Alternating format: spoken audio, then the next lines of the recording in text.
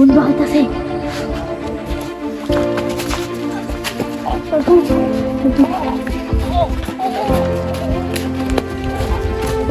এই তামিম দেখ দেখে লোকটা এখানে শুয়ে রয়েছে। এই ভাই আর কি হয়েছে? ভাই আপনার এরকম হয়েছে কেমন? কি হয়েছে ভাই? ভাই আপনার কি হয়েছে ভাই? উড়া উড়া উড়া উড়া উড়া। আপনার কি হয়েছে ভাই? এরকম করছে আপনার ভাই? আসসালামু আলাইকুম রহমতুল্লাহ। জার্নালিস্ট আব্দুর রহমান ভাই বলতেছিলেন? ও হ্যাঁ হ্যাঁ ঠিক আছে, আপনার কাছেই ফোন দিছি।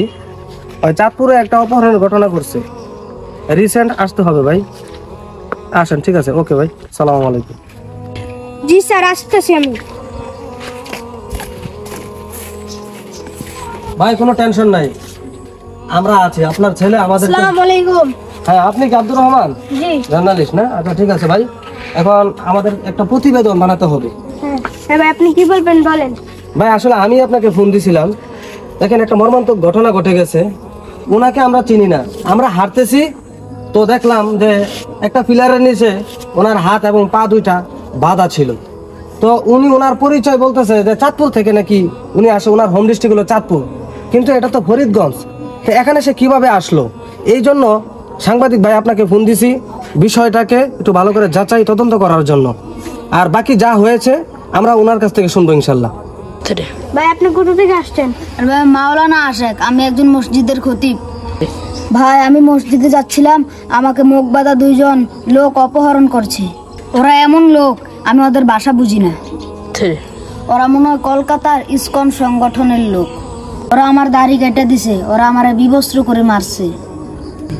ভাই আসলে ওনার সাথে যে ঘটনাটা ঘটেছে, হ্যাঁ, এই ঘটনা থেকে আমি এবং আমরা মুসলিম উম্মাহ মর্মাহত। এখন এটার পদক্ষেপ যদি এখন আমরা না নেই, তাহলে পরবর্তী সময় এমন একটা সময় আসবে যে আজকে ওনাকে উঠাইছে, আগামীকালকে আমাকে উঠাবে, আরেকদিন এই ইসকন সংগঠনের লোক, এই জঙ্গি দল আরেকজন মুফতি সাহেবকে উঠাবে, আরেকজন আলেমকে উঠাবে। তাদের বিরুদ্ধে যারাই কথা বলবে, সত্যের পক্ষে যারা কথা বলবে, তাদেরকে তারা অপহরণ করবে এবং তাদেরকে বিভিন্নভাবে, হ্যাঁ, অফলাইন অনলাইন বিভিন্নভাবে তাদেরকে হুমকি ধমকি দিবে। এই জন্য প্রশাসনকে আমরা বলবো যে আপনারা অতি শীঘ্রই এটার একটা ব্যবস্থা গ্রহণ করেন, আর না হলে গোটা বাংলাদেশের ওলামায়ে কেরাম সাধারণ মুসলমানদেরকে নিয়ে এই জঙ্গি সংগঠন ইসকনকে আমরা এদের শিকড় যেই জায়গায় আছে সেই জায়গায় আমরা পাঠিয়ে দেব ইনশাল্লাহ।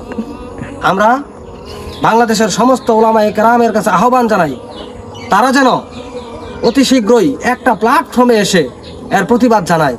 আর না হলে মুসলিম উম্মার যেই বোনগুলো আছে, মাগুলো আছে, তাদেরকে তারা টার্গেট করে বাংলাদেশের মধ্যে একটা রাজনৈতিক এবং ধর্মীয় যেই অস্থিতিশীল তারা তৈরি করার চেষ্টা করছে, এটা ভবিষ্যতে আরো ভয়াবহ হয়ে দাঁড়াবে।